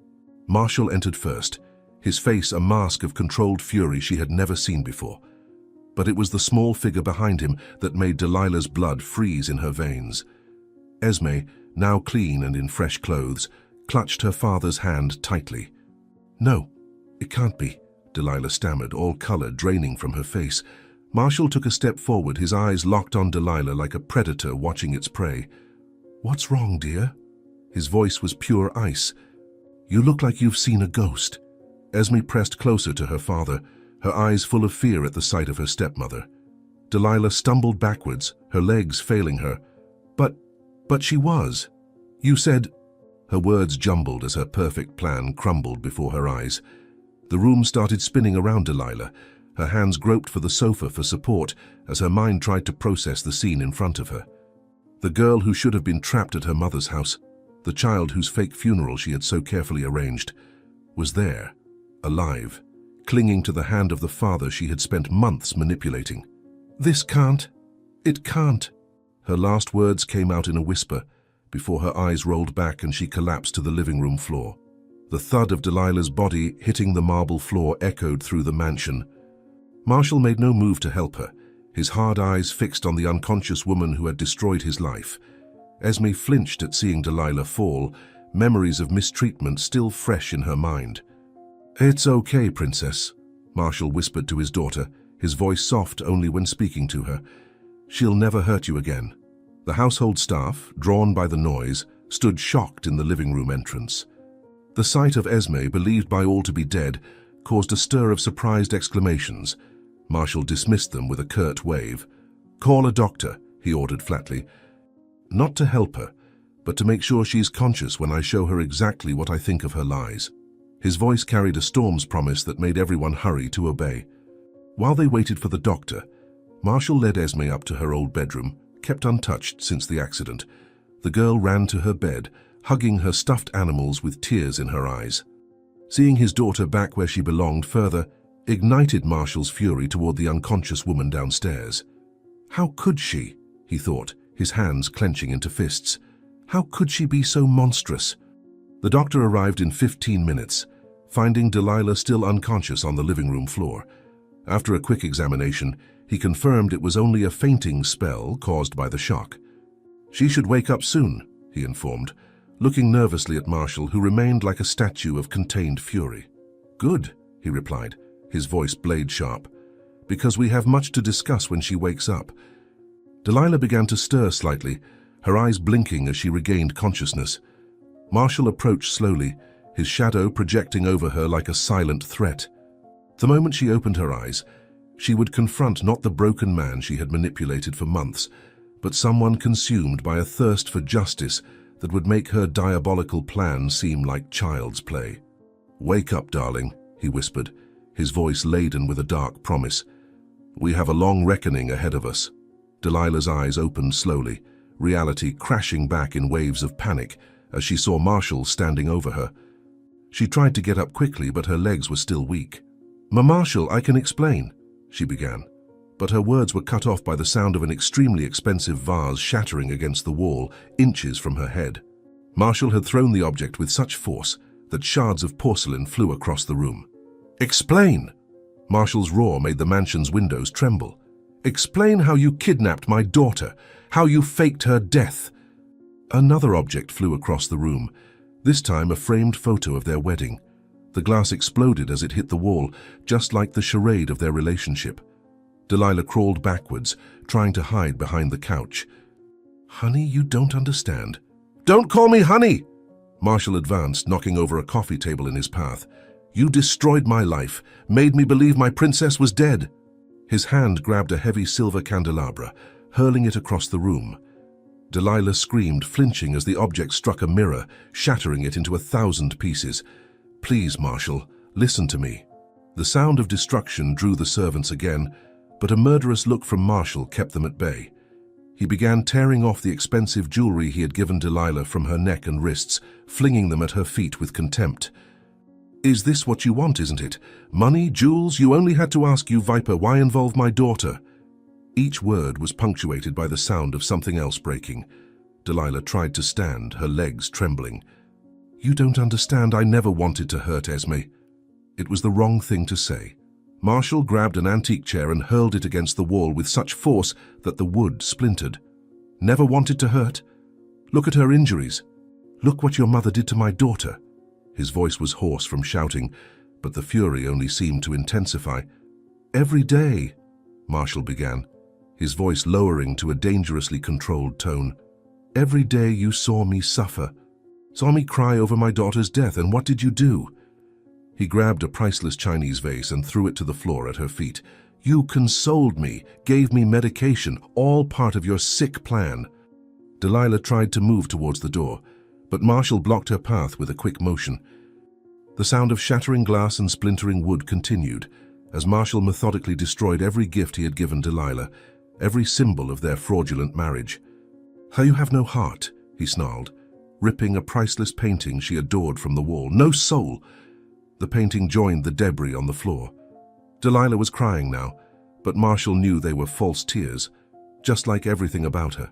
"You know what's worse?" Marshall moved closer to her, his voice shaking with rage. "Not only did you kidnap my daughter, you mistreated her, made her work like a slave, a 6-year-old child." Each accusation was punctuated by more destruction, as if Marshall was trying to demolish not just the objects, but every moment of the lie they had lived together. The once luxurious, elegant living room now resembled a war zone. Shattered crystal, porcelain, and glass littered the floor like a layer of broken ice. Delilah stared in horror at the destruction around her, but Marshall wasn't done. He approached her, his face twisted into a mask of pure hatred. "You're going to pay for every tear I cried believing my daughter was dead. For every night she went hungry and afraid in your mother's house." One final crash echoed through the mansion, as Marshall upended an entire bookshelf, spilling books and decorative objects across the floor. Delilah was cornered against the wall, trembling before the fury she had unleashed. "Marshall," she tried one last time, her voice faltering, "I can explain everything." He raised his hand, silencing her. "The only thing you'll explain," he growled, "is to the judge why you deserve to rot in jail." Marshall advanced on Delilah, who backed away amid the wreckage of the room. His voice, once explosive, now came out in a venomous whisper. "You know what disgusts me most about you, Delilah? It's that at no point did you think about the pain you were causing. A child, Delilah. You psychologically tortured a child." His eyes burned with a hatred that made the woman tremble from head to toe. "You're nothing but a criminal," he continued, kicking away the expensive designer shoes she so adored. "But an especially cruel one, because you didn't just kidnap my daughter, you made her believe she was alone in the world. Made her go hungry, cold, humiliated." Delilah tried to speak again, but Marshall cut her off with a brusque gesture. "Shut your mouth. Every word from you is venom, every gesture a lie." The sound of footsteps upstairs made Marshall glance briefly at the ceiling, knowing Esme was safe in her room. His face twisted into an even darker expression as he turned back to Delilah. "My daughter, that innocent little creature you tortured, spent days on the streets, days, begging for food, sleeping in the cold, being humiliated by strangers. And all the while you were here living in luxury, spending my money, pretending to be a grieving widow." Delilah stumbled toward the door, but Marshall reached her in 2 long strides, gripping her arm tightly. "Where do you think you're going?" "I'm not done yet." He dragged her to the table where they used to dine as a family, where so many times she had feigned sorrow over Esme's death. "Look around at all of this," he growled, "because it's the last time you set foot in this house. The last time you enjoy anything my money bought. You're leaving now," Marshall went on, his voice razor sharp. "You're walking out of here with only the clothes on your back, nothing more. Every piece of jewelry, every shoe, every dress I gave you stays. After all, they were bought with the money you were so eager to steal." Delilah was sobbing now, but Marshall showed no compassion. "And you know what's best? I'm going to make you pay it all back. Every single penny you spent." With a rough motion, Marshall began pushing Delilah toward the main door. "But don't think it's just money you're going to lose." "Oh no." His smile was icy. "You and your mother are going to rot in jail. I'll use every penny of my fortune, hire the best lawyers, mobilize all my connections to ensure that you two never see the light of day again." The mansion's door was violently opened, and Marshall practically threw Delilah out. "And you know what the best part is?" He leaned in, his face inches from hers. "While you're in your cell thinking about all your plans that went wrong, my daughter will be here, safe, loved, having everything you tried to steal from her, and you're going to have nothing." Delilah stumbled on the front steps, her legs barely holding her up. The rain was starting to fall, drenching her expensive dress. "Marshall, please." She tried one last time, but he was already closing the door. "Enjoy your last night of freedom, Delilah, because tomorrow," his eyes glowed with a dark promise, "tomorrow your true nightmare begins." The door slammed shut, leaving Delilah alone in the rain. Inside the mansion, Marshall locked all the entrances, his movements methodical and controlled despite the rage still boiling in his veins. The sound of light footsteps on the stairs caught his attention. Esme was watching him, her big eyes full of concern. "It's over, Princess," he said, his voice instantly softening. "It's over." The rain picked up outside, washing away the last traces of Delilah from the Whitmore mansion. Marshall embraced his daughter, feeling her small heart beating against his. A flash of lightning briefly illuminated Delilah's solitary figure through the window, stumbling away into the storm. The nightmare was over for Esme, but for Delilah, it was only just beginning. The Whitmore mansion was unrecognizable on that Christmas Eve. The place that had been the scene of so much pain just weeks ago now overflowed with colorful lights and festive decorations. Marshall watched Esme helping the staff decorate the immense Christmas tree, his heart swelling with joy at every genuine laugh from his daughter. The physical wounds had healed, and slowly, the emotional ones were starting to mend as well. "Daddy, look," Esme called out, holding up a golden Christmas ornament that reflected the colorful lights. "It's just like the ones Mommy used to put on the tree." Marshall felt his eyes well up as he saw his princess reminiscing about happy moments with Carmen, his late wife. The nightmares about Agnes and Delilah were becoming increasingly rare, replaced by sweet memories of the past and hope for the future. "Your mother loved this time of year, Princess, and you're just like her." The mansion's kitchen was a flurry of activity. Marshall had insisted on personally preparing some of Esme's favorite dishes, even if it meant a bit of a mess in the pristine kitchen. The girl moved between helping with the decorations and supervising her dad in the kitchen, stealing bites of chocolate and laughing at his attempts to make star-shaped cookies. "Dad, I think these cookies look more like crooked clouds," she teased, making Marshall feign indignation. The presents under the tree multiplied by the hour. Marshall knew he was going overboard, but after everything his daughter had been through, he wanted to make up for every moment of sadness with dozens of joys. Esme, however, seemed more interested in helping wrap small gifts for the mansion's staff. "They deserve a happy Christmas too, don't they, Dad?" she said as she decorated the packages with colorful ribbons. Marshall felt his chest swell with pride. His princess hadn't lost her kindness despite everything. The scent of cinnamon and hot chocolate filled the mansion, mingling with the smell of the pine trees decorating every corner. Esme had insisted on hanging Christmas stockings for everyone, including a special one for her mother, Carmen. "She'll be here with us in spirit, won't she, Dad?" she asked, her eyes shining with a wisdom beyond her years. Marshall hugged her tightly, silently thanking the heavens for having his princess back. "She will, my love. She never really left us." The afternoon wore on, with father and daughter alternating between preparations and moments of pure fun. Marshall taught Esme how to make paper angels, fondly remembering the role she should have played in the school's Christmas pageant. "Next year, you'll be the most beautiful little angel of all," he promised, seeing his daughter's radiant smile. "But Daddy, I'm already your little angel, aren't I?" she replied, making his heart melt completely. The sound of Christmas carols echoed through the hallways, and Esme couldn't resist singing and dancing along, pulling her father into a twirl around the room. Her hair, now shiny and well-groomed again, flew as she spun, her crystalline laugh filling every corner of the house with joy. Marshall watched her in awe, thinking about how he had almost lost all these precious moments. "Did you know you're the best present I could ever get?" he said, making Esme beam even brighter.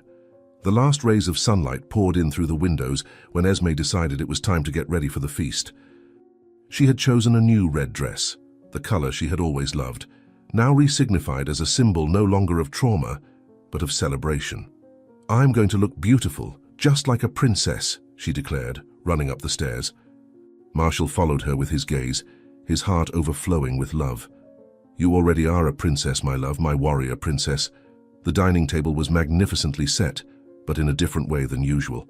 No intimidating silver cutlery or formal arrangements, Marshall had made sure to create a cozy and childlike atmosphere, with colorful napkins and small Christmas decorations scattered across the table. Esme, already in her new red dress, clapped her hands in delight when she saw the cookies they had made together, decorating each place. "Daddy, you put our crooked cookies on the table?" Dinner was served, and for the first time in a long time, genuine laughter echoed through the dining room. Esme was animatedly telling stories between bites, her eyes shining with happiness. Marshall barely touched his own food, hypnotized by the transformation of his daughter. From the scared little girl he had found on the streets to this vivacious little princess. "You know, Daddy," she said as she grabbed another piece of turkey, "this is the best Christmas of my life." The staff had been invited to join the feast, breaking years of formal tradition at the mansion. Esme made sure to serve sweets to everyone, proudly offering the brownies she had helped make. "It's Grandma's recipe," she would announce to anyone who would listen. Marshall watched the scene with a full heart. His daughter had inherited not only the beauty, but also the kindness of his late wife. As the clock neared midnight, Esme's anticipation became palpable. She could barely stay seated, her eyes constantly straying to the mountain of presents under the tree. "Is it still a long time, Daddy?" she would ask every 5 minutes, making everyone laugh at her adorable impatience. Marshall would pretend to check his watch with utmost seriousness. "Let me see. I think Santa Claus should be arriving soon." The first chime of midnight had barely sounded when Esme was already kneeling by the tree, her eyes shining at the colorful packages. Marshall joined her on the floor, completely forgetting his important businessman demeanor. "Which one do we start with, Princess?" Esme picked up a medium-sized package wrapped in golden paper. "This one first, Daddy. It's special." It was a present she had prepared for her father herself, with the discreet help of the staff, an album filled with drawings and messages of love. Marshall felt tears in his eyes as he flipped through the pages, each drawing telling a story of her love and gratitude. "Look, Daddy," she pointed to a particular drawing. "That's you saving me, like a superhero." Marshall hugged her tightly, his heart overflowing with emotion. The gift exchange continued, each opened package bringing more smiles and hugs. There were new dolls, storybooks, games, and clothes, but the sparkle in Esme's eyes was not for the value of the presents, but for the sheer joy of being there, safe and loved. "Daddy," she said as she hugged a new stuffed animal, "do you know what the best present is?" Marshall smiled, already knowing the answer. "What, my love?" "Being here with you." Esme organized her presents into meticulous piles, occasionally stopping to hug her father or show something that made her particularly happy. Can we put this puzzle together now, Daddy? Please, please. Marshall looked at his daughter, her face aglow with the pure joy of the moment, and felt his own heart might burst with happiness. All the suffering of the past few months seemed like a distant nightmare compared to this reality. His princess back, smiling, playing, simply being a happy child. "What is it, Daddy?" Esme asked, noticing his teary eyes. Marshall smiled, pulling her into another hug. "Nothing, my love, I'm just very, very happy." The night wore on, but no one in the mansion felt sleepy. Esme was curled up in a new blanket by the fireplace, admiring the snow that kept falling outside. Marshall brought 2 steaming mugs of hot chocolate, sitting down beside her on the plush carpet. "Daddy," she began, her voice soft and dreamy, "can we do this every Christmas?" He kissed the top of her head, breathing in the scent of her hair. "Every Christmas? Every day. Every hour you want, my princess." Between sips of hot chocolate and bites of cookies, Esme began to share her plans for the future. She wanted to go back to school, take ballet again, have piano lessons like before. But now there was something different in her dreams, a desire to also help other children who, like her, had gone through difficult times. "You know, Daddy, when I was on the street, many kids were nice to me. I want to do something for them." Marshall felt his chest swell with pride to see how his daughter had turned her pain into compassion. The fireplace crackled softly, casting dancing shadows on the walls. Esme picked up one of the new books she had received and snuggled into her father's lap like she used to when she was smaller. "Read to me," she asked, her eyes already heavy with sleep, but bravely resisting to savor every moment. Marshall opened the book, his deep, gentle voice filling the room with stories of warrior princesses and happy endings, stories that now held a much deeper meaning for both of them. Between stories, they talked about little things, made plans, dreamed together. Esme wanted a puppy. "To keep me company when you're working, Daddy." Marshall was already picturing which shelter they would visit after Christmas. She also wanted to redecorate her room, but made sure to keep some things exactly as they were. "Mom's picture stays where it is," she declared firmly, "because she's been protecting us all this time." Esme fought against sleep, her eyes closing and opening as she tried to tell one more story. Make one more plan, savor one more moment. Marshall watched her with infinite love, etching every expression, every gesture, every word into his heart. "You don't have to fight sleep, princess. Tomorrow we'll have the whole day together. And then another one and another. Finally, sleep won the battle." Esme fell asleep on her father's lap, still holding one of her new presents. Marshall picked her up gently, marveled at how small and precious she seemed. Climbing the stairs carefully so as not to wake her, he thought about how life could change so completely, from the deepest darkness to the brightest light. In her room, as he laid her in her bed and tucked her in lovingly, Marshall noticed that she was smiling in her sleep. It was no longer the restless and frightened sleep of recent times, but a peaceful sleep of someone who feels completely safe and loved. He arranged her stuffed animals around her as she liked, and stood there for a moment just watching her gentle breathing. The photo of Esme's mother on the bedside table seemed to smile at the scene. Marshall touched the frame softly, whispering a silent thank you to his late wife for having protected their little princess throughout her ordeal. The room was lit only by the star-shaped lampshade, a new present tonight, creating a magical and cozy atmosphere. Before leaving, Marshall stopped at the bedroom door, his heart overflowing with love and gratitude. Esme stirred slightly in her sleep, hugging one of her new teddy bears. "Merry Christmas, my princess," he whispered. "May this be just the first of many, many happy Christmases we'll have together." And as he gently closed the door, he could swear he saw an even bigger smile on his daughter's sleeping face, as if even in her dreams she knew that finally, truly, she was home. In another reality, totally different from the one Marshall and Esme shared, Christmas night at the women's penitentiary was far from the lavish parties Delilah used to attend. Her faded orange uniform replaced her designer dresses, and her hands, once perfectly manicured, were rough and red from scrubbing floors. She and Agnes had been assigned to the kitchen that night, preparing the feast for the other inmates. "Faster with those dishes, princess," one of the guards yelled, making Delilah flinch. How life had changed. Agnes was in no better situation. The woman, who once lived in a mansion, now spent her days cleaning the prison's bathrooms and corridors. Her face, always made up before, showed deep lines of fatigue and bitterness. "This is all your fault," she whispered to Delilah as they chopped vegetables. "Your stupid plan landed us here." Delilah didn't even respond. These arguments were constant between them since their arrest 6 months ago. The prison kitchen was hot and stuffy, filled with steam and mixed smells. Delilah stirred a massive pot of soup, her back aching from the effort.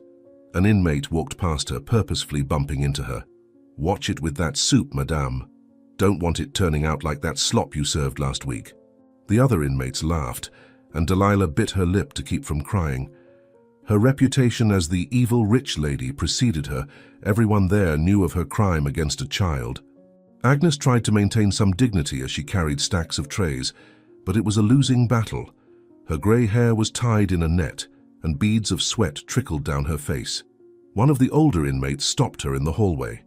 "Hey, evil granny, don't forget to clean the bathrooms properly after the feast. Last time there was still dirt left." Agnes clenched her fists, but didn't dare respond. She had learned the hard way that reacting only made her situation worse. The hours dragged as they prepared the prison's Christmas feast. It was a simple meal: soup, bread, some chicken and rice. Nothing compared to the lavish banquets they used to serve at their parties. Delilah watched the other inmates receiving visitors in the yard through the small kitchen window. No one came to visit them. Marshall had made sure they were completely isolated, using his influence to transfer them to a prison far from anyone they knew. "Where's that spoiled brat?" the kitchen chief yelled, looking for Delilah. "The dishes need washing." Delilah dropped the pot she was holding and ran to the sink, her hands trembling. She still wasn't used to being called that. Spoiled brat, princess, madame, all sneering nicknames used by the other inmates.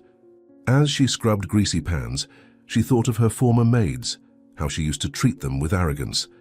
Agnes had just finished mopping the floor when an inmate walked past, dragging muddy boots. "Oops, sorry about that, scammer lady." The trail of dirty footprints made Agnes close her eyes, counting to 10. She'd have to clean it all over again. Delilah watched the scene, remembering how her mother used to humiliate Esme, forcing her to mop the floor repeatedly. Now karma had come around. The smell of food wafted through the prison, but it wasn't the appetizing aroma of a traditional Christmas feast.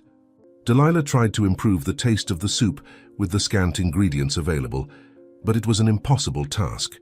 "If I were you, I'd make that food better," an inmate threatened as she walked past. Last time the dinner was bad, the cook ended up with a black eye. Delilah swallowed hard, stirring the soup with more vigor. The prison cafeteria was packed when Delilah and Agnes started serving the Christmas feast. The two, wearing stained aprons over their faded uniforms, positioned themselves behind the food troughs. A line of irritated inmates formed, each one glaring disdainfully at the duo. Well, look who's serving us today," a tall inmate sneered. "The scammer madames. So is the food up to your usual standards?" Agnes tried to keep her hands steady as she served the soup, but an inmate purposefully knocked the ladle, splashing the hot liquid onto her uniform. "Oops, sorry, Granny." The woman laughed as others applauded the joke. Agnes wiped her stained uniform with trembling hands, bitterly remembering how she used to humiliate Esme in her own kitchen. "Keep serving," the guard ordered, unconcerned by the incident. Delilah sweated as she served the rice and chicken. An especially intimidating inmate stopped in front of her, holding out her tray. "What is this puny portion? You think you're at your mansion, serving those tiny rich people plates?" Before Delilah could respond, the woman grabbed the scoop and served herself a massive portion, spilling food everywhere. "Clean that up, princess, and do a good job, 'cause you'll be cleaning a lot of floors around here." The trays kept coming, and so did the taunts. "Hey, scammer," an inmate in line yelled. "Is it true you tortured a little kid? We don't take too kindly to people messing with children around here." Other inmates started yelling too, some banging their trays on the tables. Delilah tried to make herself small, but there was no escaping the accusing stares and cruel comments. The situation worsened when an inmate tasted the soup and spat it back onto the tray. "What is this crap? Not even on Christmas is this food worth it." She pushed the tray hard, spilling all the contents over the counter where Delilah was serving. "Clean this up, you useless thing, and next time remember you're not in your palace anymore." Delilah grabbed a dirty rag and began cleaning, swallowing her humiliation. Agnes tried to defend her daughter when a particularly aggressive inmate began shouting about the quality of the food, but it only made the situation worse. "Look, the wicked mother-in-law still has strength to fight," the woman mocked, throwing her hard bread in Agnes's face. "Maybe then you'll learn that you're nobody here, nobody." Other inmates began throwing pieces of bread too, turning the two of them into targets of their cruel amusement. The guard finally intervened, but not to help them. "Enough of this mess. Whitmore, Marlowe, you two are going to clean this entire cafeteria after, and no complaining, or it's solitary." Delilah and Agnes exchanged defeated looks. Their nights always ended like this, cleaning up the mess the others made on purpose, knowing that the next day it would start all over again. An older inmate approached the counter, her hard eyes fixed on Delilah. "You know what's worse than spending Christmas in jail, Princess? It's spending it knowing you deserve to be here, making a little child go hungry, making her work like a slave. Now you're tasting the same poison." The words struck Delilah like stabs, because they were true. Every humiliation she suffered was a reflection of what she had done to Esme. The cafeteria was chaos after the last inmate was served. Food thrown everywhere, trays overturned, scraps scattered across the floor. An intentional mess that Delilah and Agnes would have to clean up. While the other inmates returned to their cells to enjoy what was left of Christmas night, the two former socialites grabbed buckets and brooms, beginning their long task. 15 years, Agnes murmured, mopping the dirty floor. 15 years in this hell. Delilah, kneeling and scrubbing a particularly stubborn stain on the floor, thought about how her life had changed. There were no more elegant parties, designer clothes, expensive jewelry.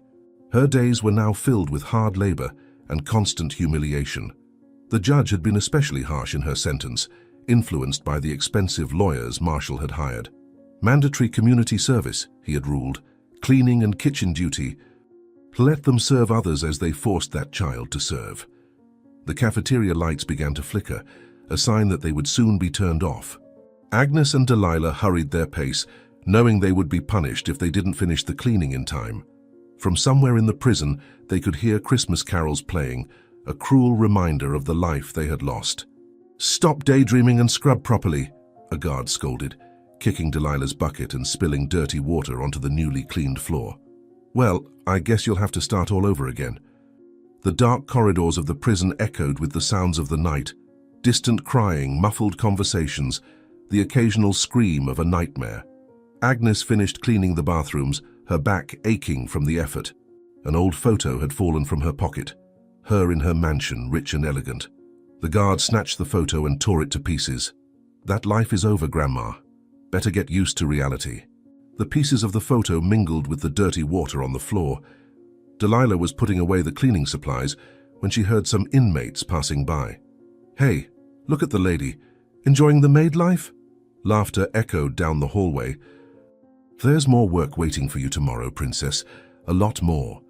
Delilah shrank against the wall, waiting for them to pass. Her once delicate hands were now calloused and cracked from the chemicals. This was her fate now. 15 years of forced labor and humiliation. Agnes found her daughter in the corridor leading to the cells. "They're not letting us stay in the same cell tonight either," she said, her voice tired. It was another form of punishment. Mother and daughter, who had planned everything together, could barely see each other now. The guards made sure to separate them, knowing it made the sentence even harder. "Merry Christmas, Mum," Delilah muttered bitterly before being pushed into her cell. The night in prison was cold, colder than usual on this Christmas. Delilah huddled under the thin blanket of her bed, listening to the nighttime sounds of the prison. Somewhere an inmate was singing a Christmas song, her sad voice echoing through the hallways. Delilah closed her eyes, but the images of her former life brought no more comfort. They only reminded her of everything she had lost because of her greed. Agnes, in her own cell at the other end of the prison, stared at the dirty walls. A constant drip marked the time, like a reminder that every second there was part of her punishment. "Even the rats live better than us here," she thought, watching a rodent scurry quickly down the corridor. It was a bitter irony. She, who had so despised poor people, now living in even worse conditions. The last round of the night passed by their cells. "Sleeping well, princesses?" a guard taunted, banging her baton against the bars. The day starts early tomorrow. Lots of floors to mop, lots of toilets to clean. Delilah and Agnes in their separate cells, curled up on their hard beds. This was their new reality. Endless days of hard labor, nights of loneliness and regret. In their uncomfortable beds, mother and daughter were thinking the same thing. How their plans for wealth and luxury had turned into this endless nightmare. Outside, life went on. Marshall and Esme celebrated a happy Christmas at their mansion, while they had only the certainty that each day would be the same as the one before, full of hard work, humiliations, and the harsh truth that this was only the beginning of their long punishment. If you enjoyed this story, we invite you to like this video and subscribe to our channel. Your support motivates us to continue bringing exciting stories almost every day. Don't miss the next surprising narrative that is about to appear on your screen. We are immensely grateful to have you here with us. Now, you can click on the links that are appearing on the screen right now. We have a special selection just for you, full of valuable stories and guaranteed entertainment. See you there.